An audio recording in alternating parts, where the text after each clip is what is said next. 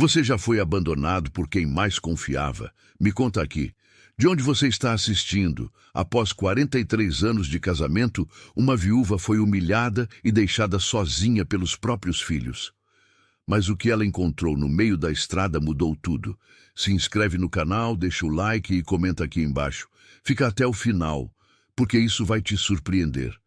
Vou te contar uma coisa que nunca contei para ninguém, não porque tenha vergonha.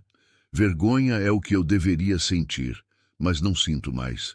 O que me segura é outra coisa. É aquela sensação estranha de que quando a gente fala certas coisas em voz alta, elas ficam mais reais do que a gente queria. E essa história eu ainda estou tentando entender. Ainda estou tentando saber o que ela significa, mas vou contar, porque preciso, porque guardar isso dentro do peito virou pedra, e pedra pesa. Meu nome é Conceição. Conceição Aparecida Souza Meireles. Tenho 63 anos e durante 43 deles fui esposa de Arnaldo Meireles, homem bom em muita coisa e ruim em outras tantas, como todo homem. A gente se casou quando eu tinha 20 anos e ele tinha 24. Casou na igreja, com vestido branco que minha mãe costurou à mão, por 3 semanas, com linha de agulha fina e muita reza no meio. Naquela época, eu achava que ia durar para sempre. E durou. Só que durar não é o mesmo que ser bonito o tempo todo. Trabalhei ao lado desse homem desde o primeiro dia. Não é figura de linguagem, não. É literal. No dia seguinte ao casamento, eu já estava acordando às 4 da manhã para ajudar na ordenha, porque a vida na fazenda não espera nem a lua de mel acabar. Criei 4 filhos. 2 homens e 2 mulheres. Cozinhei, lavei, passei, costurei, curei bicho doente, segurei vaca no parto, enterrei galinha, plantei horta, vendi queijo na feira, cuidei de sogra com demência por 6 anos e ainda assim, no final de cada mês, o dinheiro era guardado no nome dele, porque era assim que funcionava, porque era ele quem entendia de negócio, porque era ele quem assinava papel, porque era assim que meu pai tinha feito com minha mãe, e o pai dele tinha feito com a mãe dele, e a gente não questiona o que aprende como regra. Arnaldo morreu em março, derrame, rápido como ele gostava que tudo fosse. Nem sofreu muito, disseram os médicos. Eu não sei bem o que é sofrer pouco quando se trata de morte, mas acreditei porque precisava acreditar em alguma coisa. Chorei. Claro que chorei. 43 anos é uma vida inteira dividida com alguém. Mesmo quando não é perfeito, mesmo quando machuca às vezes, mesmo quando a gente não consegue nem explicar ao certo o que sente, a ausência dói. O silêncio onde antes tinha respiração dói. A cama do lado de lá, fria, dói. Mas o que eu não sabia, o que eu não tinha como saber, é que a dor maior ainda estava por vir. A leitura do testamento foi marcada para uma quinta-feira, 40 dias depois do enterro.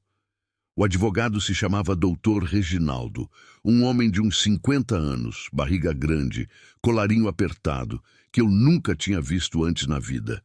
Ele apareceu em casa com uma pasta de couro marrom e uma cara de quem estava prestes a fazer uma coisa ruim, mas legalmente amparado para fazer. Meus filhos estavam todos lá. Edson, o mais velho, 41 anos, que sempre foi igual ao pai em jeito de andar, mas nunca no jeito de trabalhar. Cláudio, 38, que mora em Teresina há 15 anos e vem à fazenda só quando precisa de alguma coisa. Rosângela, 36, casada com um homem cheio de opinião e pouco dinheiro. E Marlene, a caçula, 33, a única que ainda me ligava de vez em quando sem querer nada. Sentamos em volta da mesa da cozinha. A mesma mesa onde eu tinha servido milhares de refeições. A mesma mesa de madeira escura que eu encerrava toda sexta-feira com óleo de linhaça. O doutor Reginaldo abriu a pasta, tirou os óculos do bolso, limpou com a borda da camisa e começou a ler. Eu não vou repetir tudo o que foi dito ali. Não porque não lembro. Lembro de cada palavra, cada vírgula, cada pausa. O problema é que algumas palavras a gente ouve, mas demora para entender o que significam de verdade. elas precisam de tempo para descer até a parte de dentro. O que o testamento dizia, em resumo, era o seguinte: a fazenda ficava para Edson e Cláudio. A casa da cidade, que Arnaldo comprou com dinheiro da venda do gado há uns 12 anos, ficava para Rosângela. Uma poupança que eu nem sabia que existia ficava para Marlene. Os veículos, o maquinário, o gado, tudo dividido entre os 4. E eu? O doutor Reginaldo leu uma frase que eu vou carregar até o último dia da minha vida. Disse que Arnaldo tinha deixado registrado que a esposa, senhora Conceição Aparecida Souza Meireles, teria direito de permanecer na casa da fazenda pelo prazo de 90 dias, período suficiente para organizar sua situação pessoal. 90 dias. 43 anos de vida. 43 anos de mão calejada, de costa curvada, de silêncio engolido. 43 anos de escolher ficar quando às vezes eu queria ir embora. E o que ficou para mim foi 90 dias. Olhei para Edson. Ele estava olhando para a mesa. Olhei para Cláudio. Ele estava olhando para o advogado. Olhei para Rosângela. Ela olhou para a janela. Olhei para Marlene. Ela olhou para mim, mas só por um segundo. Depois desviou. Ninguém disse nada. Ninguém falou: mãe, não é bem assim. Ninguém disse: pai errou, a gente vai resolver isso diferente. Ninguém se levantou da cadeira para me colocar a mão no ombro. O silêncio daquela mesa foi a coisa mais pesada que já senti na vida. Mais pesada que o caixão de Arnaldo, mais pesada que qualquer coisa. O doutor Reginaldo fechou a pasta. Disse que havia documentos para assinar. Edson pegou a caneta primeiro. Eu me levantei devagar, fui até o quarto. Peguei a minha bolsa de couro gasto, aquela que uso há mais de 10 anos, que tem o zíper torto, mas ainda fecha. Coloquei dentro dela o que pude. 2 conjuntos de roupa, a foto do meu casamento que fica em cima da cômoda, o terço de madeira que foi da minha mãe, um pacote de bolacha, a carteirinha do plano de saúde, R$ 270 que eu tinha guardado no envelope atrás do armário. Guardava sempre um dinheirinho lá. Arnaldo sabia, mas fingia que não sabia. Era o único acordo silencioso que funcionava entre nós. Voltei para a cozinha. O doutor Reginaldo ainda estava explicando alguma coisa para Edson. Eles não me olharam quando passei. Saí pela porta dos fundos. Atravessei o terreiro onde criei meus filhos. Passei pelo curral que eu mesma ajudei a construir, estaca por estaca. Passei pela horta que plantei quando Marlene tinha 2 anos e eu estava grávida de novo, e precisava de alguma coisa para fazer com as mãos enquanto esperava o tempo passar. Cheguei na porteira de madeira velha, aquela que sempre range. Abri, fechei atrás de mim e saí andando pela estrada de terra vermelha, debaixo do sol de abril que no Piauí não perdoa ninguém. Não olhei para trás, não imediatamente. A estrada de terra que sai da fazenda tem uns 7 quilômetros até a estrada asfaltada. Eu conheço cada buraco, cada pedra, cada árvore na beira. Fiz esse caminho centenas de vezes de carro, de vez em quando a cavalo, 1 ou 2 vezes a pé quando o carro furou longe. Mas nunca tinha feito assim, com a bolsa no ombro, a barriga vazia, o coração pesando como pedra de rio. O sol estava brabo. Era perto do meio-dia, aquele horário em que a sombra some debaixo dos pés e o calor sobe do chão, além de cair do céu. A poeira vermelha levantava com cada passo meu e grudava nas canelas. Suei logo. A blusa grudou nas costas. A boca ficou seca. Caminhei. Não tinha para onde ir. Não tinha plano. Tinha apenas o instinto de que ficar ali era pior do que qualquer outra coisa. Quando a gente se sente descartada dentro da própria casa, a casa vira um lugar que não existe mais. As paredes ficam falsas, o chão some. Em algum momento, depois de talvez 2 horas caminhando, os pés começaram a doer. Eu usava uma sandália de borracha, a de sempre, que é boa para andar na terra, mas não foi feita para esse tipo de caminhada. As alças foram abrindo bolha nos dedos. Ignorei. Continuei. O sol foi descendo um pouco. A sombra voltou, fina, no meu lado esquerdo. Eu não chorava, ainda não. Tinha uma coisa dura dentro do peito que segurava tudo. Às vezes, a dor é tão funda que o corpo não sabe por onde soltar. Foi quando vi a casinha. Ela estava à direita da estrada, atrás de um cerradinho de jurema e angico, quase escondida pelo mato que cresceu sem ser roçado faz tempo. Uma casinha pequena, de adobe, com telhado de barro partido em vários pontos. O alpendre da frente tinha uma cumeeira torta, inclinada para a esquerda, como se tivesse cansado de segurar. As janelas não tinham vidro, só o caixilho de madeira podre. A porta estava aberta, ou melhor, estava pendurada numa só dobradiça e encostada torto na parede. Parei na beira da estrada, olhando para ela. Não tinha como saber de quem era. Não tinha placa, não tinha cerca, não tinha nada que indicasse dono.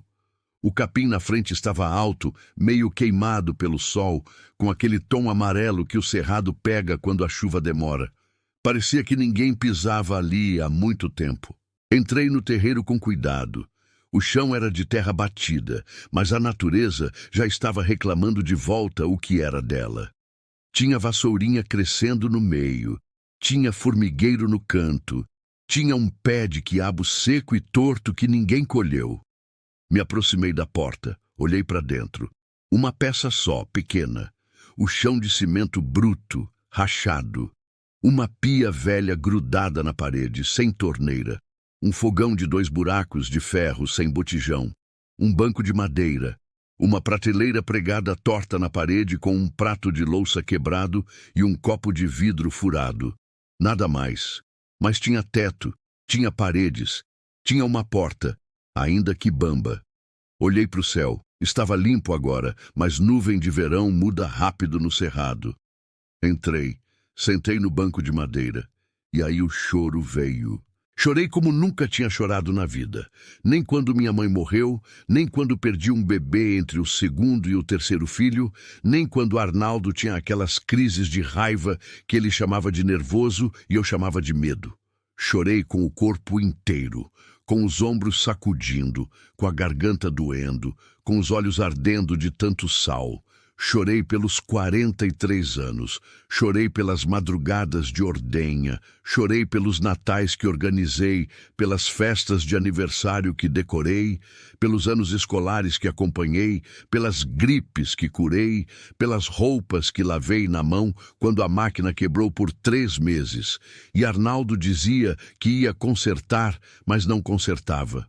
Chorei por cada vez que engoli uma palavra que queria falar e não falei, porque não era o momento, porque ele estava cansado, porque os filhos estavam por perto, porque a gente aprende desde cedo que mulher que fala demais é mulher que arruína o que tem.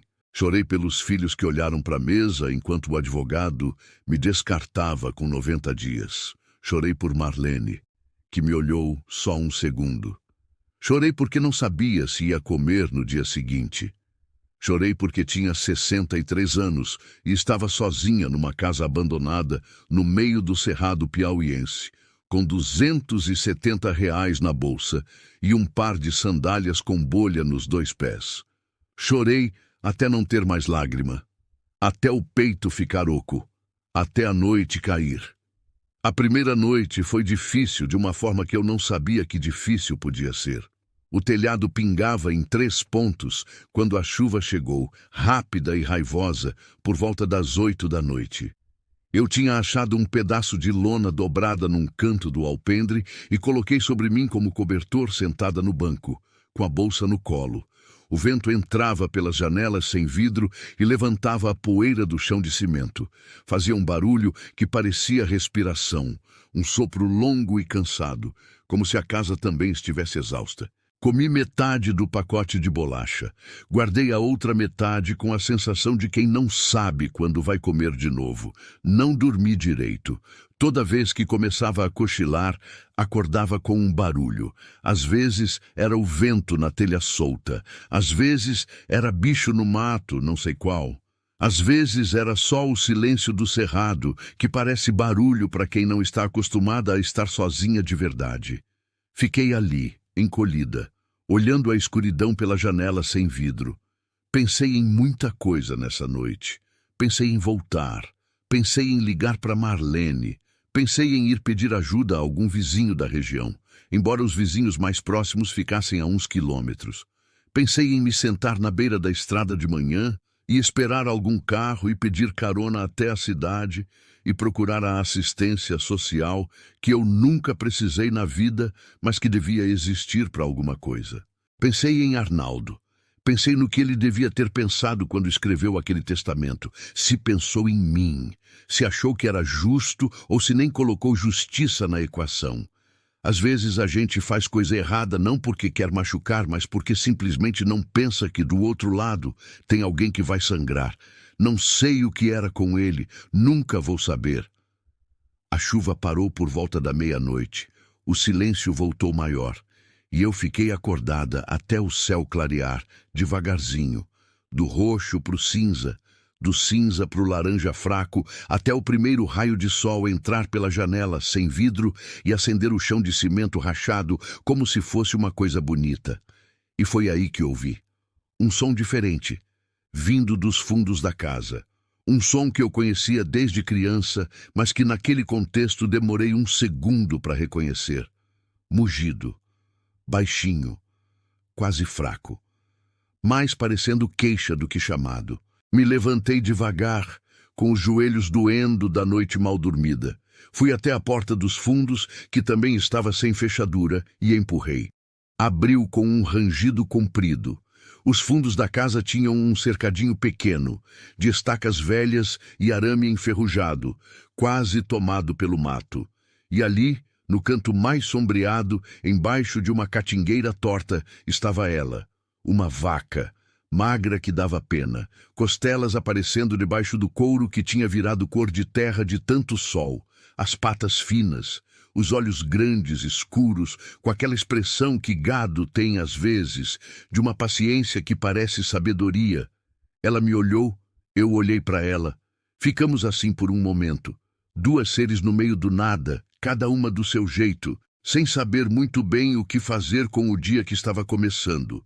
Então, ela mugiu de novo, baixinho, quase com cuidado, e alguma coisa dentro de mim, que tinha ficado fria a noite toda, deu um sinal de calor. Não sabia ordenhar. Nunca tinha ordenha com as próprias mãos na vida. Na fazenda de Arnaldo, tinha vaqueiro para isso. Eu via o processo, sabia como funcionava. Mas saber como funciona e saber fazer são coisas completamente diferentes. Me aproximei devagar, com a mão estendida.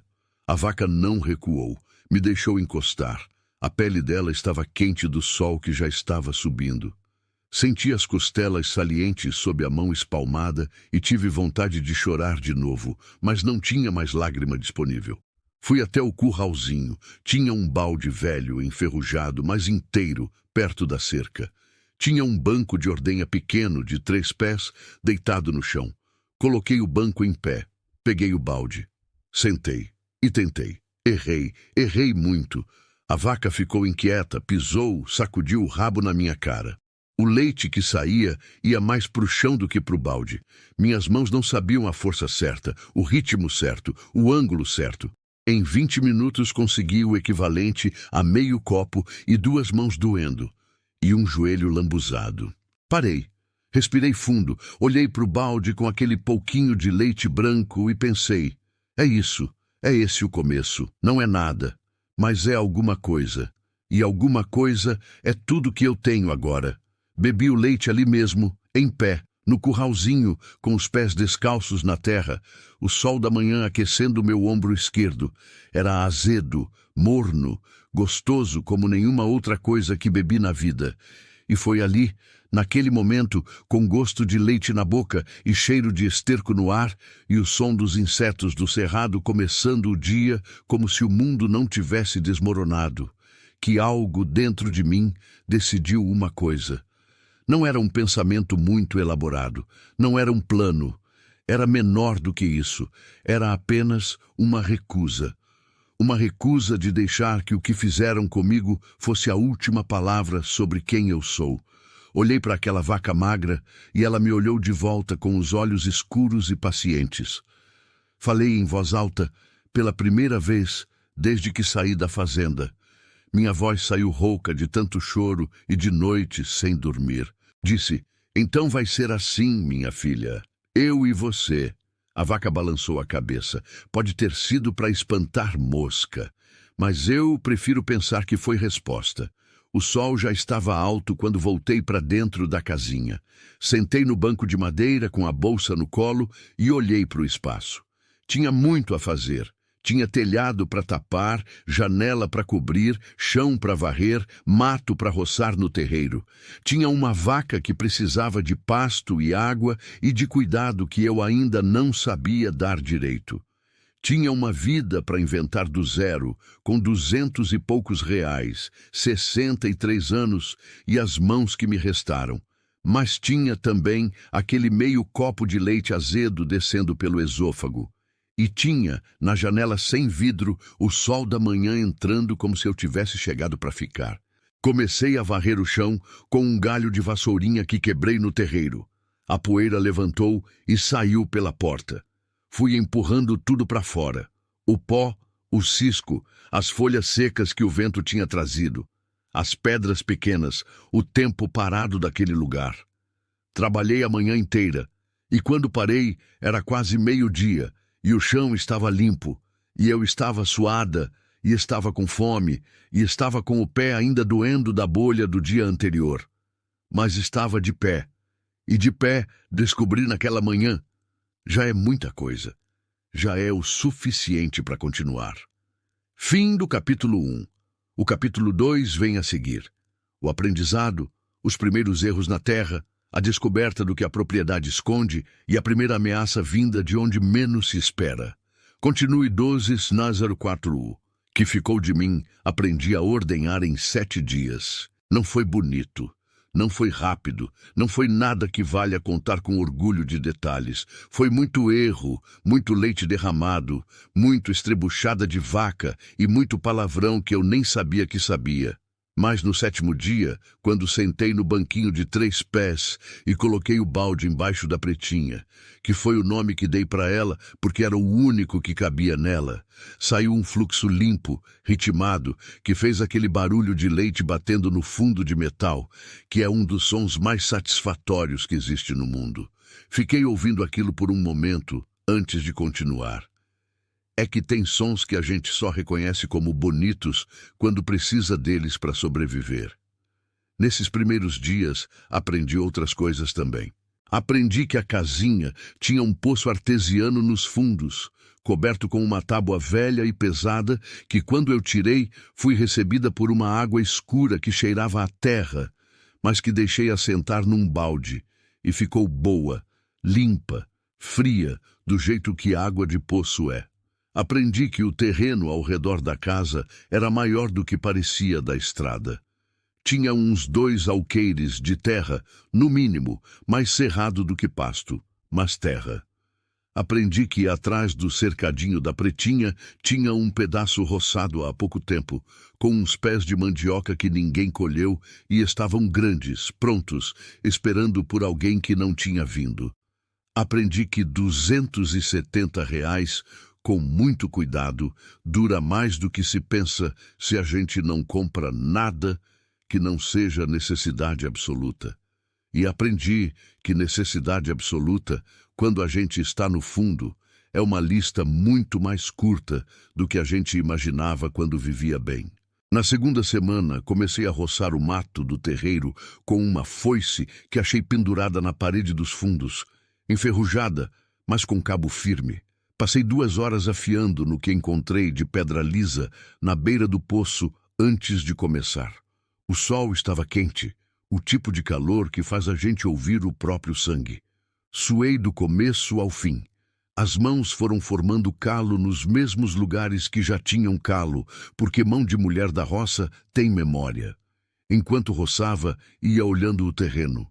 Ia entendendo o que tinha ali, ia sentindo a terra com os pés descalços, porque a sandália com bolha eu tinha guardado para sair na estrada, e dentro do terreiro andava pelada mesmo, do jeito que aprendi na infância e esqueci no casamento.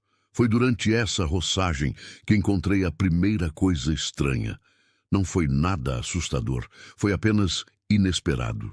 No canto nordeste do terreno, quase tomado por um emaranhado de jurema, tinha uma estrutura baixa de pedra, construída à mão, com pedras encaixadas sem cimento, do jeito antigo. Um quadrado de uns 2 metros de lado, com uns 40 centímetros de altura. No centro, o chão estava afundado levemente, como se a terra tivesse cedido ali em algum momento. Fiquei parada na beira olhando. Aquilo não era fundação de casa, não era curral, não era poço. Era pequeno demais para qualquer uma dessas coisas, e grande demais para ser ornamento. Puxei algumas das juremeiras com a mão, me arranhando no espinho até limpar o suficiente para ver melhor. No centro da estrutura, cobrindo o afundado, tinha uma pedra plana, pesada, colocada como tampa, e na pedra alguém tinha riscado alguma coisa. Não dava para ver direito com o mato em cima, então fui buscar o balde de água e joguei um pouco na pedra. Era uma cruz, simples, sem enfeite, riscada fundo na pedra com algum instrumento pontudo. E embaixo da cruz, letras que o tempo tinha quase apagado. Me abaixei mais. Coloquei o rosto perto. Z-E-F-I-N-G-A, Zefinha. Fiquei parada por um tempo que não sei medir, olhando aquela pedra, aquele nome.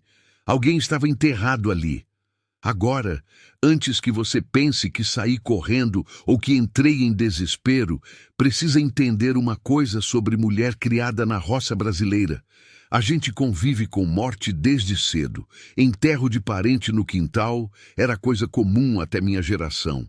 Gente simples, pobre, longe de cemitério oficial, às vezes enterrava os seus em terra própria, com padre ou sem padre, com reza ou sem reza, mas sempre com respeito. Aquela estrutura não era coisa de maldade. Era coisa de gente que não tinha como chegar num cemitério e fez o que podia. Mesmo assim, fiquei com Zefinha na cabeça. Quem era ela? De quando era aquilo? Por que a casa estava abandonada se tinha sido de alguém? Fui dormir pensando nisso. Acordei pensando nisso. No dia seguinte, fui até a estrada e esperei. Sabia que de vez em quando passava algum morador da região, que a estrada servia a algumas propriedades mais longe. Esperei uns 40 minutos, sentada numa pedra, na sombra de um angico, e aí apareceu um caminhonete velho, vermelho de poeira, devagar pelas pedras da estrada. Fiz sinal. O caminhonete parou. Era um homem de uns 70 anos, chapéu de couro, rosto de quem viveu na seca. Me olhou com a desconfiança justa de quem vê gente nova em lugar que não costuma ter. Disse que estava morando na casinha ali. Ele ergueu a sobrancelha, mas não disse nada. Perguntei se conhecia a história do lugar. Ele ficou em silêncio por um momento. Depois disse: "Essa casa foi da dona Zefinha. Morreu faz uns 20 anos. Não tinha herdeiro, não. O terreno ficou para a prefeitura, mas a prefeitura não fez nada. Ficou assim. Perguntei quem era ela. Ele ajeitou o chapéu, disse: mulher sozinha. Marido morreu cedo. Criou os filhos foram embora, ela ficou. Vivia de um gadinho que tinha. Boa mulher, todo mundo por aqui conhecia." Agradeci. O caminhonete foi embora levantando uma nuvem de poeira vermelha. Fui devagar de volta para casa. Entrei no terreiro. Passei pelo canto da pretinha, que me olhou e mugiu. Fui até o cantinho de pedra com a tampa e a cruz e o nome. Me abaixei ali na frente. Fiquei um tempo assim, de cócoras, olhando o nome na pedra. Disse em voz baixa: "Dona Zefinha, eu não sabia que era sua casa, mas estou cuidando bem. Prometo. Não sei por que fiz isso. Talvez porque foi o que me pareceu certo. Talvez porque eu soubesse, de um jeito que não cabe em explicação racional, que aquela mulher e eu tínhamos mais em comum do que o endereço. Na terceira semana, tomei uma decisão que me assustou um pouco quando percebi que tinha tomado. Decidi ficar, de verdade. Não era mais ficar por falta de opção. Era ficar porque alguma coisa naquele lugar, naquela terra, naquele nome riscado na pedra, tinha me dito que eu pertencia ali, que aquilo não era um acidente, que de algum jeito que eu não sei explicar, eu tinha chegado onde precisava chegar. Comecei a trabalhar o terreno de mandioca. Colhi o que estava grande e carreguei de balde em balde até a cozinha, onde descasquei na faca velha que achei numa gaveta enferrujada. Ralei na grade de zinco que o homem do caminhonete me deu quando voltou a passar, e eu pedi, sem cerimônia, porque aprendi nessa época que orgulho é coisa de quem pode pagar por ele. Fiz massa, fiz beiju na chapa de ferro que improvisei, fiz farinha no sol. Com o leite da pretinha e o beiju da mandioca, a fome deu um passo atrás. Não sumiu, mas recuou. E recuo já é vitória quando a batalha é sobrevivência. No vilarejo mais próximo, que ficava uns 8 quilômetros pela estrada, comecei a ir uma vez por semana, carregando um potezinho de leite que vendia por um valor pequeno para uma mulher que tinha um barzinho na beirada da praça. Ela se chamava Nair, gordinha, olho esperto, que me olhou com curiosidade na primeira vez e foi amolecendo nas visitas seguintes. Na quarta visita ela disse: "Você é aquela que está na casa da dona Zefinha, né?" Disse que era. Ela me olhou por um segundo, depois disse: "Ela era boa de queijo, sabia? O queijo dela era o melhor da região. Vendia tudo o que fazia." Fui para casa pensando nisso o caminho todo. Queijo. Eu sabia fazer queijo. Aprendi com minha sogra há 30 anos. E nunca esqueci, porque esse é o tipo de coisa que fica no corpo, não na memória. Mãos que aprendem a fazer queijo não esquecem a pressão certa, o ponto certo, o cheiro certo. Mas precisava de mais leite do que a pretinha sozinha conseguia dar. Foi aí que a situação deu um salto que eu não esperava. Numa manhã de sábado, acordei com o som de um carro na estrada, mais de um. Fui até a janela sem vidro e olhei. 2 carros. Um eu não conhecia. O outro eu conhecia muito bem. Era o carro do Edson. Fiquei parada. O coração fez aquela coisa estranha que faz quando a gente vê alguém que ama e teme ao mesmo tempo. Os carros pararam na beira da estrada. Desceram 4 pessoas. Edson, Cláudio e 2 homens que eu não conhecia, de camisa social e pasta na mão. Entraram no terreiro. Edson me viu na janela e acenou. Não com afeto. Com aquele gesto de quem acena para chamar, não de quem acena para cumprimentar. Saí pela porta e fui até eles. Parei a 3 metros. Não me aproximo de quem me fez o que me fizeram sem colocar distância como aviso. Edson disse: "Mãe, esses senhores são advogados. A gente veio falar sobre essa propriedade." Disse: "Que propriedade?" Ele disse: "Essa aqui. A fazendinha que você está ocupando." Ocupando. Usou essa palavra. Disse: "Estou morando aqui, Edson." Ele disse: "O problema é que esse terreno faz divisa com a fazenda do lado e tem uma questão de escritura antiga que esses doutores precisam verificar. Pode ser que esse terreno pertença aos outros herdeiros da região. Aí você estaria ocupando terra que não é sua." Olhei para ele. Olhei para o Cláudio que estava atrás, olhando para o chão, igualzinho ao dia do testamento. Entendi na hora o que estava acontecendo. Não era questão de escritura, não era questão de divisa. Era a mesma história de sempre. Tinham descoberto que o terreno valia alguma coisa, que eu estava lá e queriam me tirar antes que eu criasse raiz. Meu coração disparou. Senti um calor diferente do sol, um calor que sobe do estômago e vai até a garganta e quer sair como choro ou como grito. Mas aprendi na vida que nem choro, nem grito ajudam quando o problema é legal. Respirei fundo. Disse, com uma voz que saiu mais firme do que eu esperava: "Esse terreno é da prefeitura, não é de herdeiro nenhum. E eu estou aqui com a ciência do homem que administra os bens municipais daqui, porque eu fui conversar com ele na semana passada. Era mentira, ainda, mas ia virar verdade na segunda-feira." Edson me olhou. Disse: "Mãe", disse, Não me chame de mãe com essa voz. Você me chama de mãe quando me respeita. Agora, você está aqui com advogado tentando me tirar do único lugar que me restou. Então me chame de senhora. Silêncio. Um dos advogados olhou para o Edson. Edson olhou para mim. Eu não desviei. Depois de um tempo que pareceu muito longo, Edson disse que iam verificar a situação e voltariam. Os advogados já estavam guardando os papéis. Cláudio não abriu a boca uma vez. Foram embora. Fiquei parada no terreiro até os carros sumirem na curva da estrada e a poeira baixar. Aí entrei, fui até o banheiro, sentei na borda do vaso sanitário, que não tinha água corrente, mas tinha estrutura, e tremi por uns 2 minutos. As mãos sacudindo, o joelho batendo, a respiração entrecortada. Mas não chorei. Passei dessa vez sem chorar. Na segunda-feira cedo eu estava na prefeitura do município, que ficava a uns 20 quilômetros, dentro de um ônibus lotado que saía do vilarejo às 6 da manhã. Levei comigo tudo que tinha de documento, que era pouco, mas levei.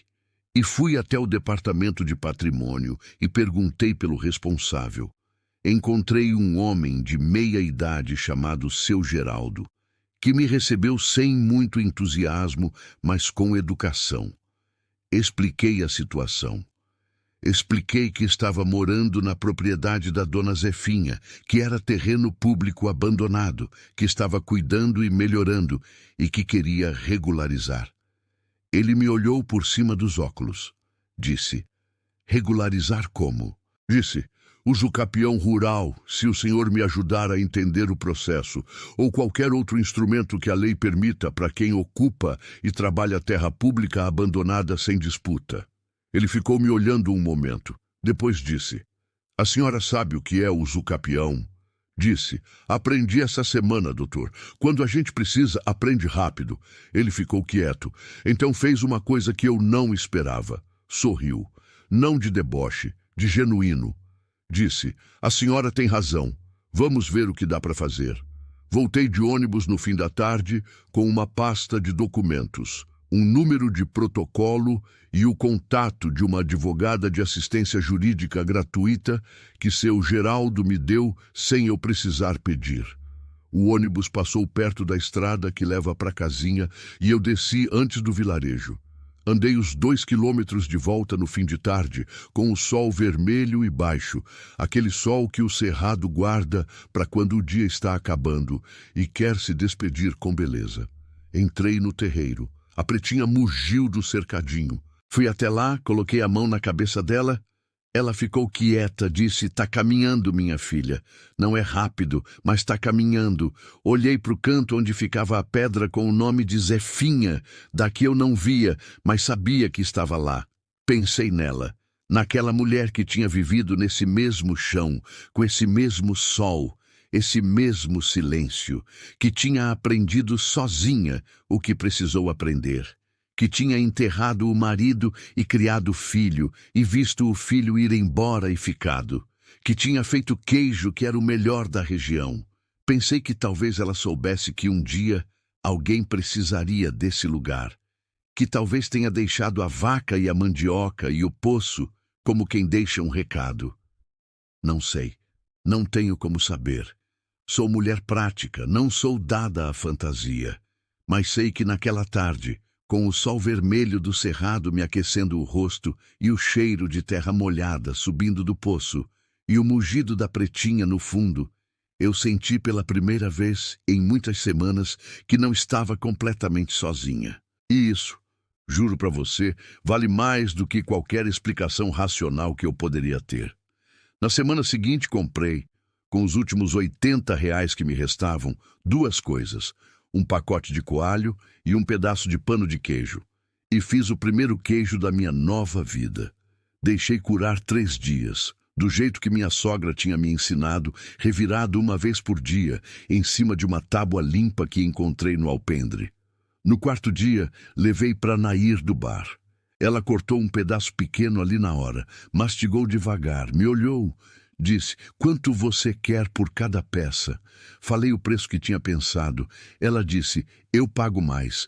E se você conseguir me dar 4 por semana, a gente fecha acordo. 4 por semana, com a pretinha sozinha, não dava. Mas ia dar quando eu tivesse mais leite. E eu ia ter mais leite. Eu já estava trabalhando nisso. Porque essa mulher que foi descartada com 90 dias de prazo tinha descoberto uma coisa importante naquelas semanas de terra vermelha e sol bravo, e mão que aprende no erro, que a vida não acaba quando tudo que você conhecia acaba. Às vezes, é exatamente aí que ela começa de verdade. Fim do capítulo 2. No capítulo 3. A produção cresce, os filhos voltam com papel na mão e ameaça na voz, e Conceição vive o momento mais difícil e mais revelador de toda essa história. Continue 12 do 07O, que ficou de mim. Tem uma coisa que a roça ensina que cidade nenhuma ensina igual. Que tudo que vale a pena demora. Planta demora, bicho demora, chuva demora, confiança demora. A terra não tem pressa nenhuma e não tem pena de quem tem. Você aprende a trabalhar no ritmo dela ou você quebra tentando impor o seu. Eu aprendi isso com minha mãe quando era menina, esqueci durante 43 anos de casada e aprendi de novo naqueles meses na casa da dona Zefinha, dessa vez de um jeito que não deixa mais esquecer. O queijo foi o começo. Mas o começo de verdade foi quando entendi que eu precisava de mais leite, e que mais leite significava mais vaca, e que mais vaca significava dinheiro que eu não tinha, e que dinheiro que eu não tinha significava que eu precisava criar um caminho que não dependesse de dinheiro que eu não tinha. A vida na escassez é isso. É uma equação que não fecha no papel, mas que a gente resolve na prática, no improviso, no dia a dia, que vai empurrando solução onde a lógica não encontra nenhuma. Seu Benedito apareceu numa manhã de terça-feira, 3 semanas depois da visita dos filhos com os advogados. Era o dono da propriedade vizinha, um homem de uns 65 anos, seco como galho de caatinga, que usava botina mesmo no calor e chapéu mesmo dentro de casa, que eu soube depois. Veio andando pela beira do arame que dividia os terrenos, que eu ainda não tinha reparado que existia, e parou do lado de fora do meu terreiro olhando. Fui até lá. Ele disse, a senhora é a que está morando na casa da Zefinha. Disse, sou. Ele olhou para o terreiro, para o cercadinho da pretinha, para as mudas de coentro e cebolinha que eu tinha plantado na lata de óleo velha perto da janela. Olhou com aquele jeito de homem do campo que avalia tudo, sem parecer que está avaliando. Depois disse, Zefinha era minha vizinha há 40 anos. Boa mulher. Disse, sei. Me contaram. Ele ficou em silêncio por um momento. Então disse, sem muita rodeio, tenho 3 vacas que não estou conseguindo ordenhar desde que meu vaqueiro foi embora. Se a senhora quiser ordenhar as 3 e dividir o leite meio a meio, eu aceito. Olhei para ele.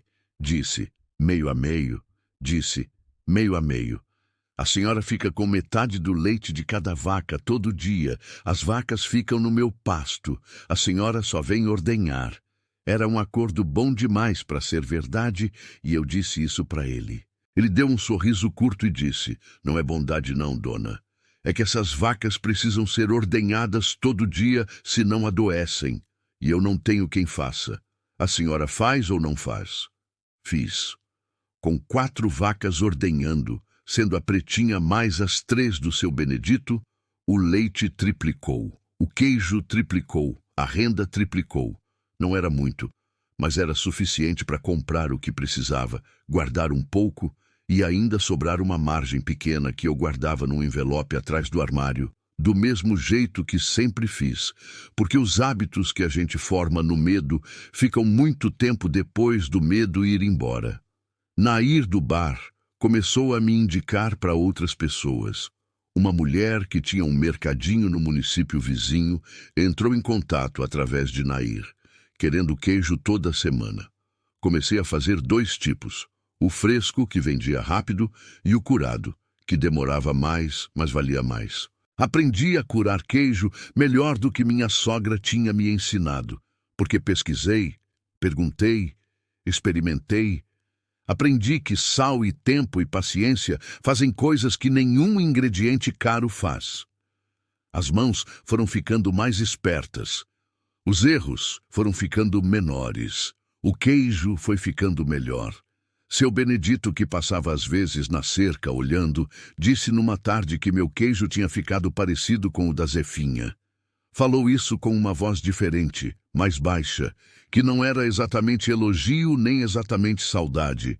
Eram as duas coisas misturadas, do jeito que sentimento de velho fica quando não tem mais idade para separar. Agradecer eu agradeci. Mas o que senti por dentro foi outra coisa. Senti que estava num lugar certo, que aquela terra me tinha escolhido tanto quanto eu tinha escolhido ela. O telhado eu consertei com a ajuda de um rapaz do vilarejo, filho da Nair, que se chamava Dirceu e tinha 17 anos e jeito de fazer as coisas com calma, que é raro em pessoa jovem. Ele veio num sábado, subiu no telhado sem medo, examinou cada telha. Disse que precisava de umas 30 telhas novas e de cumeira para tapar o pior. Comprei com o que tinha guardado. Ele colocou. Cobrei a diária que ele pediu sem pechinchar, porque trabalho honesto tem preço justo, e pechinchar com quem precisa é coisa que não faço. Quando choveu depois disso, não pingou. Fiquei parada no meio da cozinha ouvindo a chuva bater no telhado de fora. Só ouvindo, com os olhos fechados. Chuva que não entra é uma alegria pequena que só tem significado de verdade para quem já dormiu molhado. Tapei as janelas com madeira que Dirceu me ajudou a cortar de uma tora que tinha no fundo do terreno. Não ficou bonito. Ficou firme. Limpei, caiu as paredes por dentro com cal que comprei a granel. Ficou branco, pareceu maior. Plantei um canteiro de ervas na frente do alpendre. Manjericão, alecrim, hortelã, erva cidreira, cada uma numa lata de conserva limpa que fui juntando. Enfileirei no beirinho do alpendre. De manhã cedo, com o sol ainda fraco, aquele cheiro todo junto, era uma coisa que me fazia ficar parada um momento antes de começar o dia. Cheiro é memória mais forte do que fotografia. Cheiro acessa coisa que imagem não acessa. Alecrim me lembrava minha mãe. Hortelã me lembrava um chá que fazia para o Arnaldo quando ele tinha enxaqueca. Erva cidreira me lembrava eu mesma, menina arrancando folha no quintal da avó. Fui reconstituindo a mim mesma por partes. Como remendo em roupa velha, cada pedaço costurado num lugar diferente do tempo. A advogada se chamava Doutora Fabiana. Tinha uns 30 e poucos anos, cabelo preso, óculos na ponta do nariz, que me recebeu na sala de assistência jurídica com a atenção de quem ouve de verdade, não de quem ouve esperando a vez de falar. Expliquei tudo, o casamento, o testamento, os filhos, a casinha, o terreno da prefeitura. Ela anotou. Fez perguntas. Anotou mais. Depois disse que o processo de regularização fundiária em terra pública municipal era possível, mas demorado. Que havia instrumentos legais que me protegiam enquanto o processo corria. Que a visita dos filhos com advogados era intimidação sem base jurídica, porque aquele terreno não tinha nenhuma relação com o espólio do Arnaldo. Disse, e quanto ao testamento? Tenho direito a nada? Ela respirou. Disse com cuidado, a senhora tem direito à meação, que é a metade do que foi construído durante o casamento. O testamento do seu marido não pode excluir isso, mas vai precisar contestar na justiça. Olhei para ela, disse, quanto tempo? Ela disse, anos. Pode ser muitos anos. Fiquei em silêncio. Depois disse, tudo bem, eu tenho tempo. E era verdade. Pela primeira vez em muitos anos, eu tinha tempo. Porque tempo é o que sobra quando a gente para de viver para agradar todo mundo e começa a viver para si mesma. Foi no 5º mês que os filhos voltaram de verdade. Não com advogado dessa vez. Vieram os 4, Edson, Cláudio, Rosangela e Marlene. Num sábado de manhã, quando eu estava no cercadinho fazendo a ordenha das vacas do seu Benedito, ouvi os carros na estrada. Parei. Ouvi os passos no terreiro. Terminei a ordenha. Carreguei o balde até o alpendre. Só então fui ver. Estavam os 4 parados no terreiro, olhando ao redor com aquela expressão de quem esperava encontrar miséria e encontrou outra coisa. O canteiro de ervas, o telhado consertado, as janelas tapadas, o cheiro de queijo curando em cima da prateleira nova que Dirceu tinha me ajudado a colocar. Edson falou primeiro. Disse: "Mãe." Não respondi imediatamente. Coloquei o balde no chão do alpendre, peguei o pano que estava no ombro e limpei as mãos devagar. Depois olhei para eles. 4 filhos meus. 4 pessoas que eu trouxe ao mundo.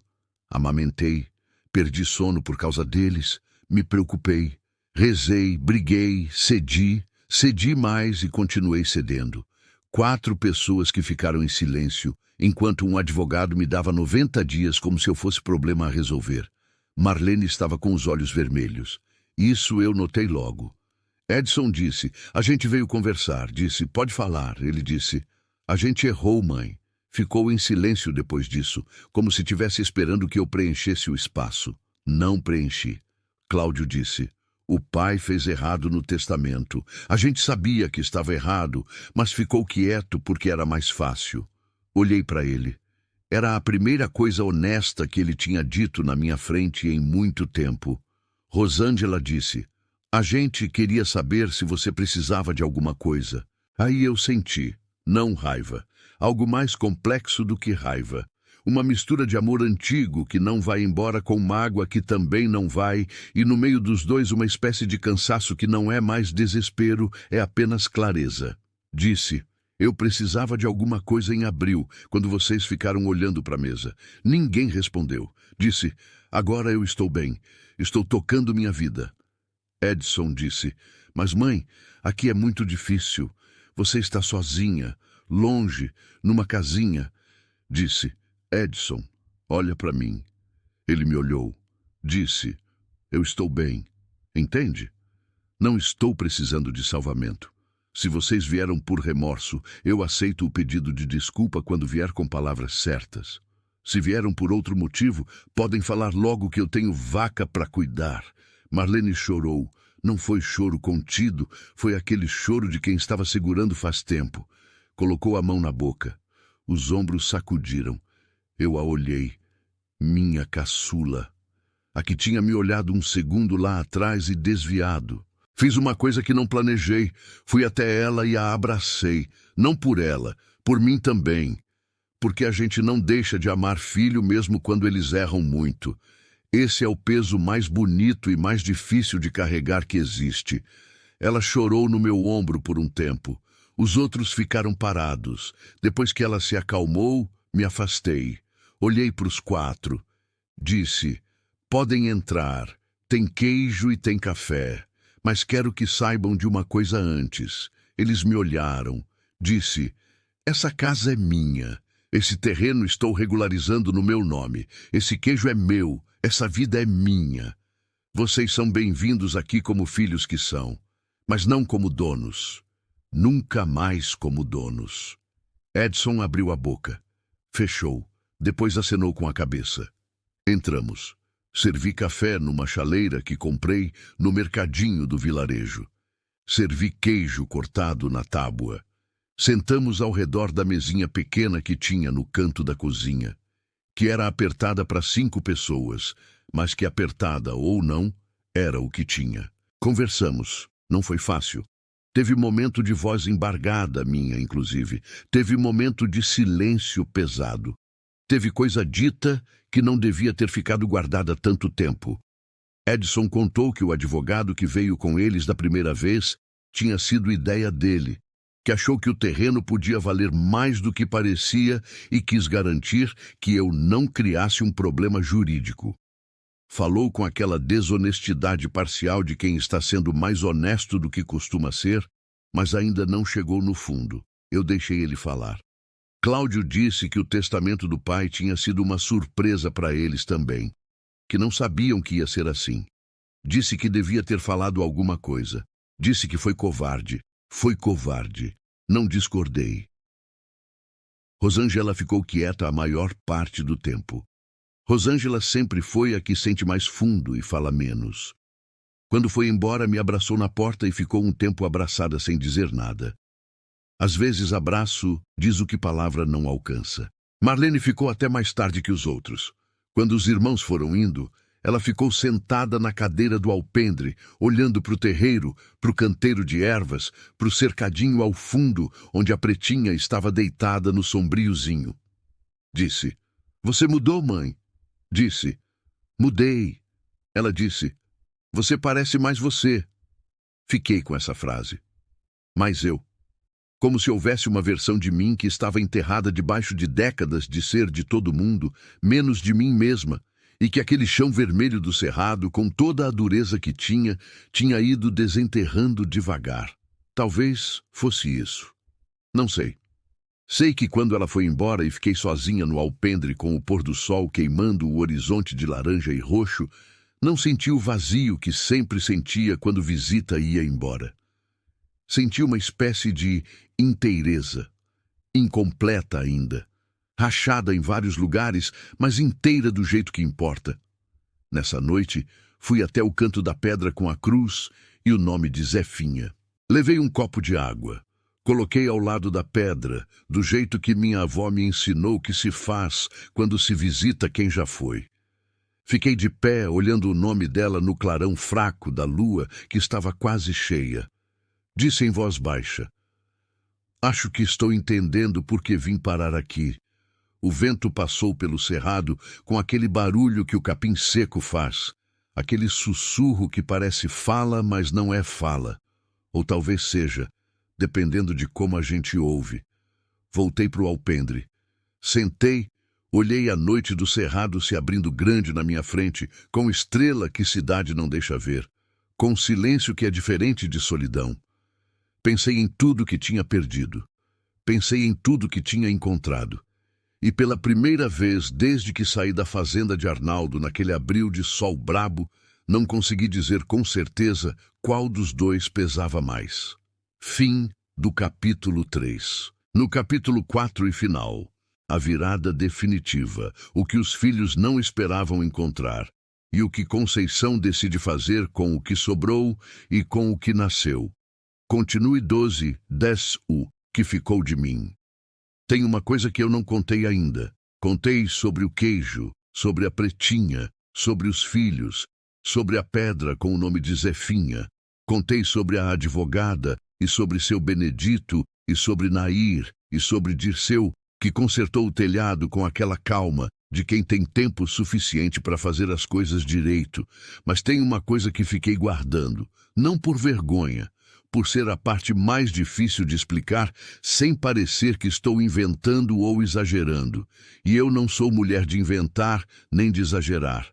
Sou mulher de contar o que foi, do jeito que foi, e deixar quem ouve tirar a conclusão que quiser. Então vou contar agora. Porque essa história não fica completa sem essa parte. Foi numa noite de agosto, 6 meses depois que cheguei na casa da dona Zefinha. Agosto, no Cerrado piauiense, é mês de seco bravo. Não chove. O chão racha em linhas finas que parecem veias de folha morta. O capim fica amarelo. Depois fica palha, depois some. O pó vermelho levanta com qualquer vento e gruda em tudo, na roupa, no rosto, dentro do nariz, dentro da boca. O sol some mais cedo e a noite chega com um frio seco que pega de surpresa quem não está acostumado. Eu estava acostumada. Nessa noite estava sentada no alpendre depois de terminar as contas do mês. Tinha comprado um caderno de capa preta no mercadinho e anotava tudo, o que entrava, o que saía, o que estava guardado. Aprendi que conta que não se escreve some sem deixar rastro. Arnaldo sempre me disse que não precisava me preocupar com isso. Aprendi tarde que precisava sim. As contas naquele mês fechavam no azul pela segunda vez consecutiva. Não muito, mas fechavam.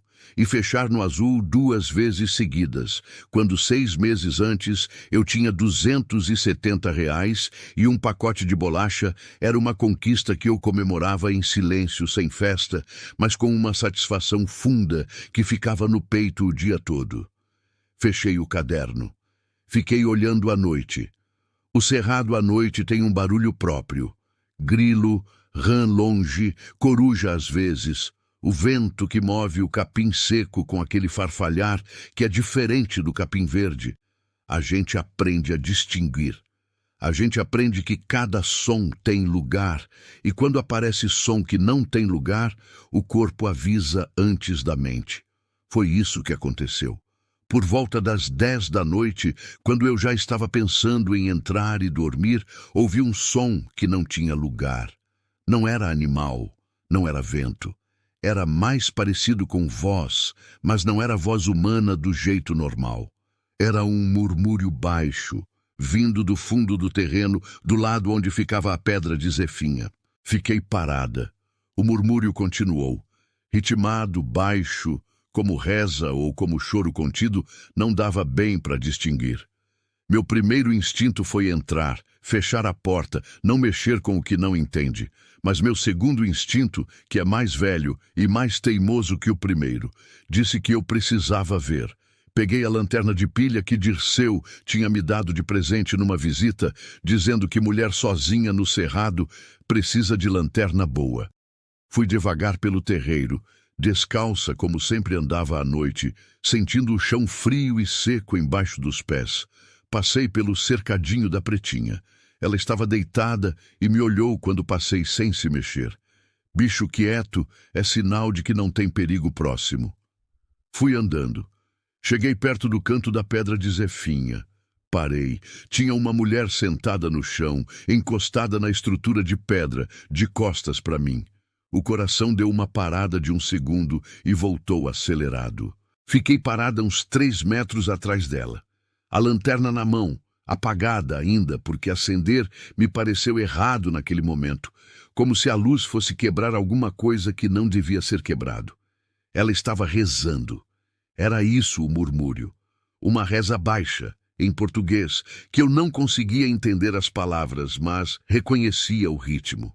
O ritmo de terço, o ritmo que minha mãe tinha, que minha avó tinha, que mulher de roça aprende antes de aprender a ler. Esperei. Depois de um tempo, o murmúrio parou. A mulher ficou sentada imóvel por um momento. Depois falou sem se virar, com uma voz velha e tranquila como água de poço fundo. Eu sabia que você ia aparecer um dia. Engoli em seco. Disse, com a voz que saiu mais fina do que eu queria. Com licença? Ela se virou devagar. Era uma velha, muito velha. Devia ter uns 80, talvez mais, com rosto cheio de vincos fundos, cabelo branco preso num coque baixo, roupa simples de chita azul desbotada. Os olhos eram escuros e vivos, do tipo de olho que não envelhece com o resto do rosto. Me olhou com uma calma que me desarmou completamente. Disse, sou Dina. Fui vizinha da Zefinha por 50 anos. Fiquei parada. Depois disse, como a senhora entrou? Ela apontou para o fundo do terreno com um gesto vago. Disse, tem uma abertura no arame ali atrás. Sempre usei para vir visitar ela. Continuei vindo depois que ela foi. Olhei para a abertura no arame que eu nunca tinha reparado. Olhei para a velha. Disse, a senhora vem aqui sempre? Ela disse, vez ou outra. Quando o joelho deixa, venho rezar um terço para ela. Combinamos isso quando ela ainda estava viva. Ela me pediu para não deixar o lugar de Deus ficar sem reza. Fiquei sem saber o que dizer. Ela me olhou com aqueles olhos que não envelheciam. Disse, você é a que está morando aqui. Disse, sou. Ela disse, como você chegou aqui? E não sei explicar porquê, mas contei tudo. Arnaldo, o testamento, os filhos, a estrada, a bolha no pé, a pretinha, o leite azedo. Fiquei ali de pé no fundo do terreno, no escuro de agosto, contando minha vida para uma velha que eu nunca tinha visto, enquanto os grilos faziam o barulho deles e a lua caminhava devagar pelo céu. Ela ouviu tudo sem interromper. Quando terminei, ficou em silêncio por um momento. Depois disse: a Zefinha passou por coisa parecida. O marido dela morreu e a família do marido tentou tomar tudo. Ela ficou com esse terreno porque era o único que não tinha escritura no nome de ninguém. Disse: e ela conseguiu ficar. A velha disse: você tá vendo a pedra dela aqui, né? Ficou até o último dia. 40 anos depois que o marido morreu, fiquei olhando a pedra. A velha disse: ela era teimosa como um buzeiro em seca. Quanto mais apertava, mais ela firmava a raiz. Sorri. Não sei se ela viu no escuro. Disse: acho que me identifiquei com ela então. A velha fez um som que era quase risada. Disse: acho que sim. Ficamos em silêncio um tempo as duas, olhando a pedra com o nome de Zefinha embaixo da lua de agosto. Depois a velha se levantou devagar, com o esforço de quem sente o joelho que falhou na conversa. Sacudiu a saia de chita. Me olhou. Disse: você pode vir na minha casa amanhã? Tenho umas coisas da Zefinha que fiquei guardando porque não tinha para quem dar. Agora tenho. Fui na manhã seguinte. A casa da Dina ficava uns 2 quilômetros pelo fundo, por uma trilha que cortava o cerrado e que ela andava com aquela segurança de quem conhece cada palmo. Ela foi na frente e eu fui atrás, no passo dela, olhando onde ela pisava.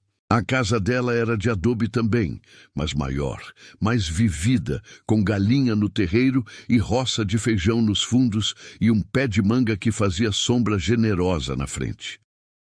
Dentro, no quarto de guardar as coisas, ela abriu um baú de madeira escura e foi tirando. Tirou um caderno de capa dura, velho, com páginas amareladas. Disse: o caderno de receita do queijo dela. Ela me deu antes de morrer. Disse para guardar para quem viesse. Peguei com as 2 mãos. Abri devagar. A letra era miúda e inclinada, de mulher que aprendeu a escrever sozinha ou quase. As receitas estavam descritas com uma precisão que me surpreendeu. Temperatura, tempo, tipo de sal, modo de virar, modo de curar em cada estação do ano. Os olhos arderam. Não chorei, mas arderam. Tirou uma lata de metal enferrujada. Dentro tinha sementes. Várias qualidades. Separadas em saquinhos de pano com nome escrito a lápis desbotado. Feijão guandu, jerimum, abóbora, maxixe, quiabo, fava. Disse: as sementes dela, variedade antiga que não se acha mais fácil.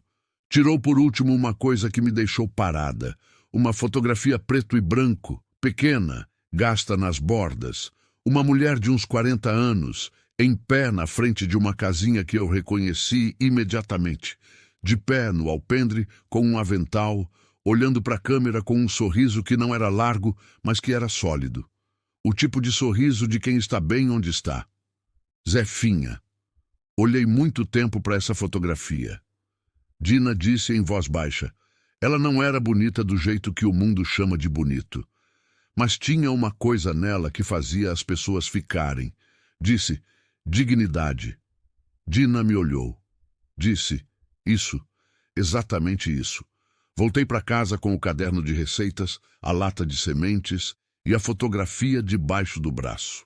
Andei a trilha devagar, olhando o cerrado ao redor, com aquela atenção nova que a gente ganha quando começa a pertencer a um lugar. Quando cheguei no terreiro, fui direto até o canto da pedra. Coloquei a fotografia de Zefinha encostada na pedra, virada para cima, para ela ver o céu que sempre viu.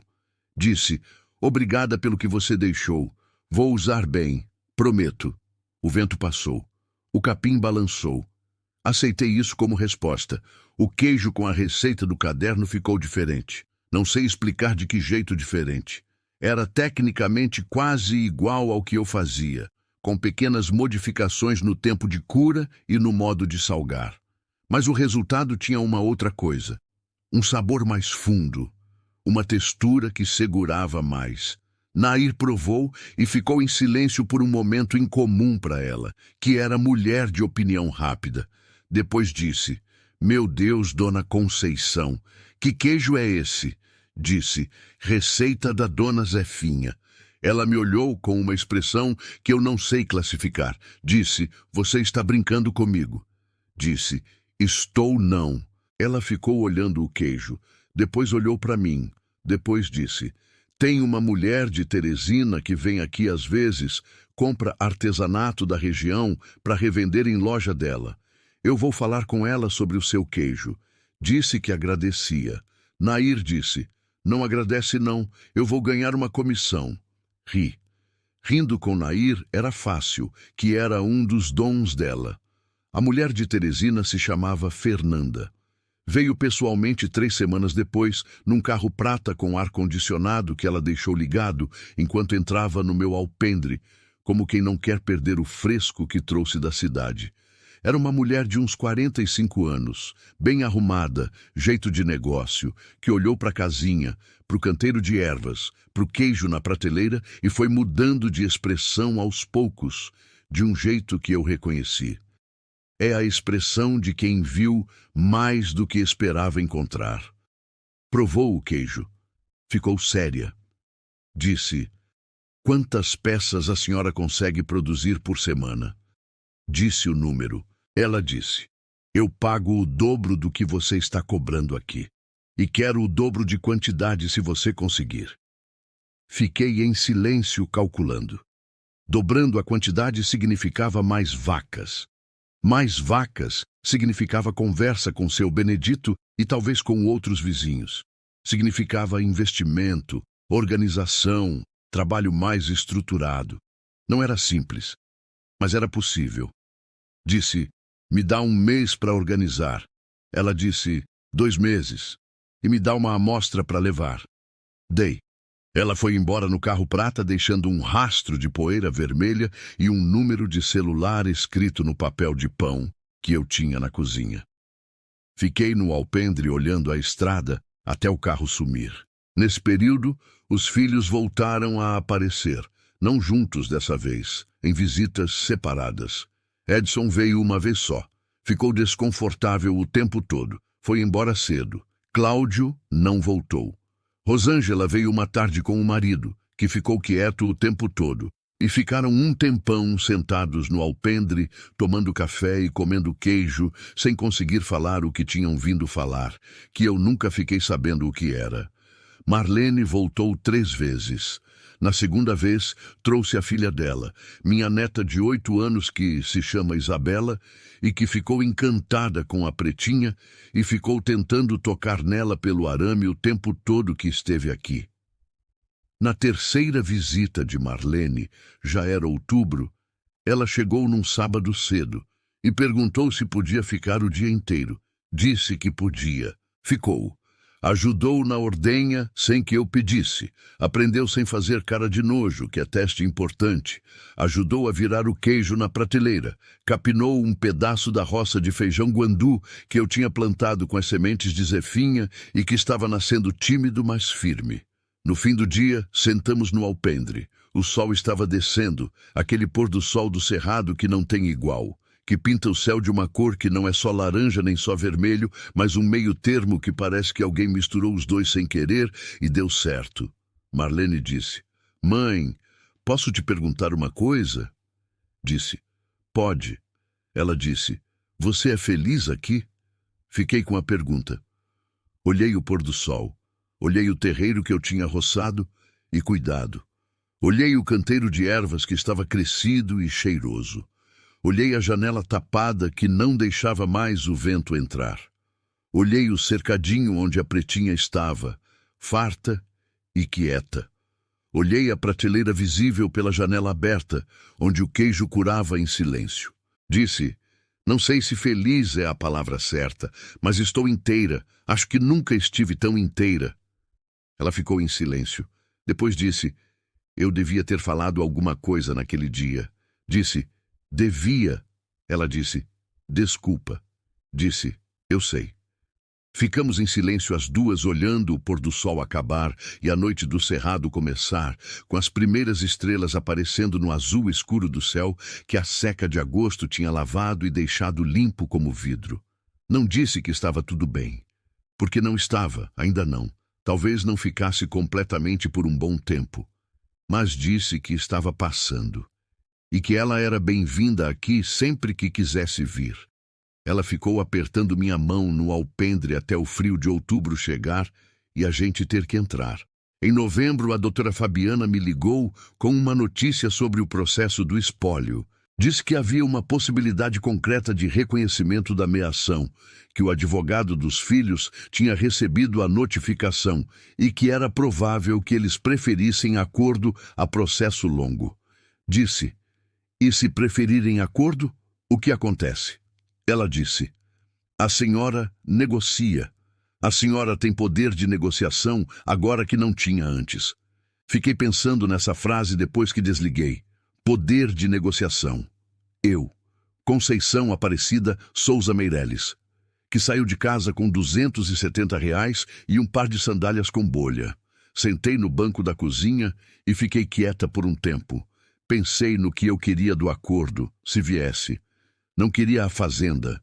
A fazenda era a vida de Arnaldo, construída com o trabalho dos dois, mas vivida como se fosse só dele. Eu não queria voltar para lá. Queria o reconhecimento do que foi meu. Queria que ficasse registrado em papel, com assinatura e carimbo, que aquela mulher tinha existido e tinha trabalhado e tinha direito. Não era vingança, era memória. Era precisar que o mundo soubesse, mesmo que fosse só num documento de cartório, que eu não era fantasma. O acordo veio em dezembro. Não foi o que eu queria completamente. Nunca é, mas foi mais do que nada, que era o que eu tinha. Uma quantia em dinheiro que reconhecia minha participação nos bens do casamento, menor do que a lei daria se o processo fosse até o fim, mas que chegava agora e que eu precisava agora. Assinei. Usei parte do dinheiro para formalizar a situação do terreno, que a doutora Fabiana e seu Geraldo da prefeitura estavam conduzindo por um caminho de cessão de uso que era mais rápido que o uso capião. Usei outra parte para comprar 2 vacas novas, magras, mas jovens, com potencial. Usei outra parte para reformar o cercadinho e ampliar, para comportar o gado maior. E guardei uma parte, num banco, no meu nome, com a minha assinatura, numa conta que nenhuma outra pessoa tinha acesso. Pela primeira vez na vida adulta, tinha dinheiro que era exclusivamente meu. Fui ao banco numa terça-feira de manhã, de ônibus, de sandália nova que comprei no mercadinho. Sentei na cadeira da frente do gerente, que era um rapaz jovem de cabelo penteado, e abri a conta com a documentação que a advogada tinha me ajudado a reunir. Quando ele me entregou o cartão do banco com o meu nome, fiquei olhando o cartão por um momento mais longo do que precisava. Conceição. Ace Meireles. Estava lá, meu nome. No cartão, na conta, no mundo. O rapaz disse: "A senhora está bem?" Disse: "Estou, desculpe. É que é a primeira conta que abro no meu nome." Ele me olhou sem entender completamente. Tudo bem. Não era para ele entender. Era para mim. O Natal daquele ano foi diferente de todos que eu tinha vivido. Não tinha peru, não tinha mesa grande de jantar, não tinha enfeite de loja. Tinha queijo na tábua, beiju da mandioca de Zefinha, feijão guandu da roça, café forte e 2 bolos que Nair me ensinou a fazer no fogão de lenha que improvisamos com tijolos no fundo do terreiro. Vieram Marlene com a Isabela. Veio Dina, que aceitou o convite depois de hesitar, dizendo que não queria incomodar. Vim buscar ela na trilha porque não ia deixar velha de 80 anos andar 2 quilômetros no escuro. Veio Dirceu com a mãe, que era a Nair, que trouxe uma panela de carne de sol que fez no fogo dela. Sentamos no alpendre, porque a casinha era pequena demais. Botei a fotografia de Zefinha numa cadeirinha de palha vazia no canto, daquele jeito que minha avó fazia com os mortos na véspera de Natal, para incluir quem já foi. Dina viu e ficou me olhando um momento. Depois foi até a cadeirinha e colocou a mão em cima da fotografia, devagar, com aquela ternura de quem toca coisa sagrada. Comemos, conversamos. Isabela ficou correndo no terreiro com a galinha que eu tinha comprado no mês anterior e que ela chamou de Pintadinha antes que eu tivesse dado nome. A noite estava aberta e estrelada. O tipo de noite de dezembro do sertão que compensa todo o calor do dia, com uma brisa que cheira a cerrado e a distância. Olhei aquela mesa no alpendre, aquelas pessoas, aquela mistura de presente e passado, de vivo e lembrado, de família que nasce do sangue e família que a gente escolhe e que às vezes é mais sólida. Pensei em Arnaldo, pensei nele com menos raiva do que eu esperava. Pensei que ele foi homem do tempo dele, que aprendeu o que aprendeu e não aprendeu o que não aprendeu, que me amou do jeito que conseguiu e falhou do jeito que falhou, como todos nós. Pensei que guardar raiva dele era dar a ele espaço dentro de mim que eu precisava para mim mesma. Não perdoei tudo naquela noite. Perdão de 43 anos não acontece numa noite de Natal. Mas abri uma janela, um fresta. Deixei entrar um pouco de ar onde estava fechado. Em março, um ano depois de ter saído da fazenda de Arnaldo com R$ 270 e um par de sandálias, acordei antes do sol como sempre faço e fui fazer a ordenha. A manhã estava fria do jeito que março às vezes é no cerrado, com um nevoeiro baixo que cobre o capim e some antes das 7. As vacas estavam quietas, esperando, que é o jeito delas quando a rotina é certa e elas confiam em quem cuida. Ordenha de manhã cedo tem um silêncio especial.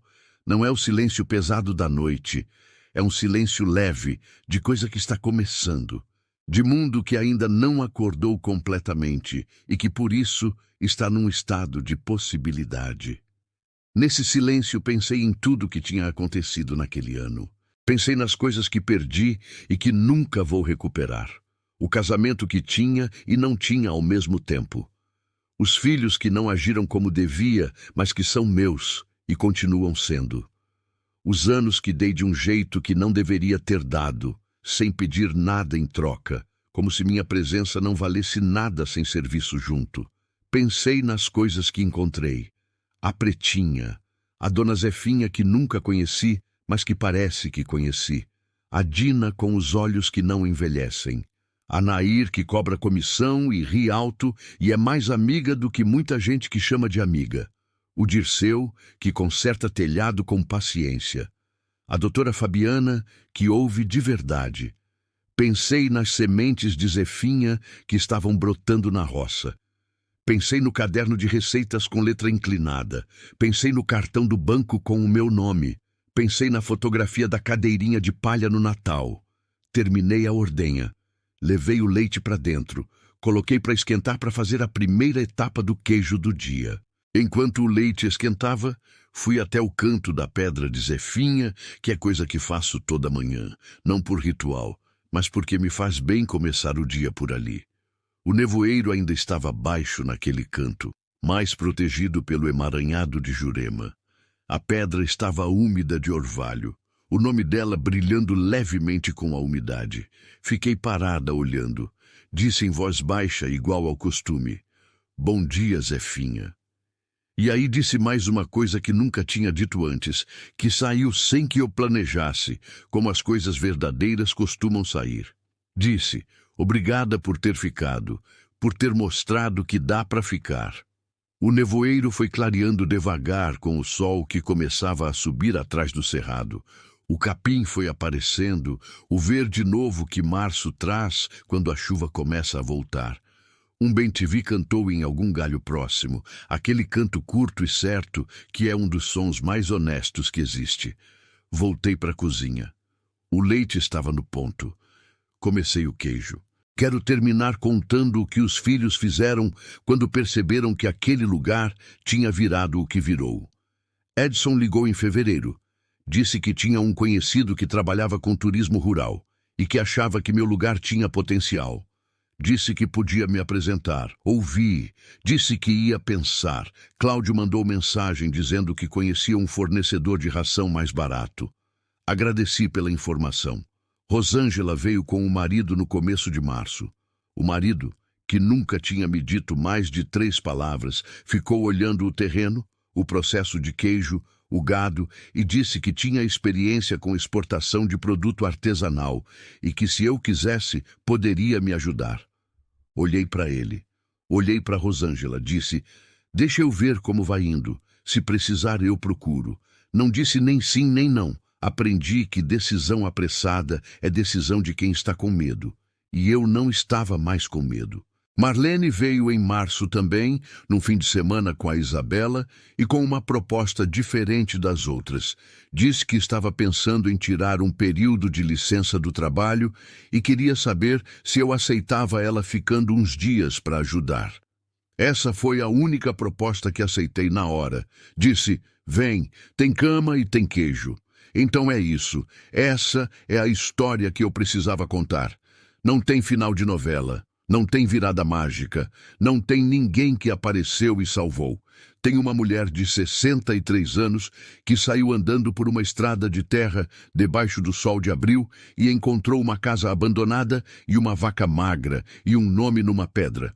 Tem uma mulher que aprendeu a ordenhar em 7 dias, a fazer queijo de caderno alheio, a roçar mato, a plantar semente antiga, a falar com advogado, a abrir conta no banco, a dormir sozinha sem que o silêncio pesasse mais do que aguentava. Tem uma mulher que perdeu 43 anos vivendo para todo mundo menos para si mesma e que demorou para entender que essa perda não é culpa só dos outros. É culpa do tempo, do medo, do que aprendemos que somos antes de aprender o que podemos ser. Às vezes penso em Zefinha, no que ela sentiu quando ficou sozinha no terreno depois que o marido morreu e a família do marido tentou tomar tudo. Se teve medo, se teve noite de choro, se ficou olhando o chão rachado da seca, perguntando se valia a pena insistir. Devia ter tido. Porque ela era gente como eu, como você, como todo mundo que já ficou em pé quando o mais fácil era cair. Mas ela ficou. E deixou queijo, semente, receita e pedra com nome. E eu fiquei também, e vou deixar o que puder deixar. Não sei o que vem pela frente. Sei que o terreno está sendo regularizado, sei que o queijo está sendo vendido em Teresina, sei que a roça de Zefinha está produzindo, sei que a Pretinha está gorda, finalmente, e que quando olho para ela no cercadinho, sinto uma coisa que não é bem orgulho, mas que é da família do orgulho. Sei que Marlene vai vir no fim de semana. Sei que a Dina vai vir rezar o terço na pedra como sempre faz. Sei que o pôr do sol do cerrado vai ser do mesmo laranja de sempre, que não tem igual em lugar nenhum do mundo.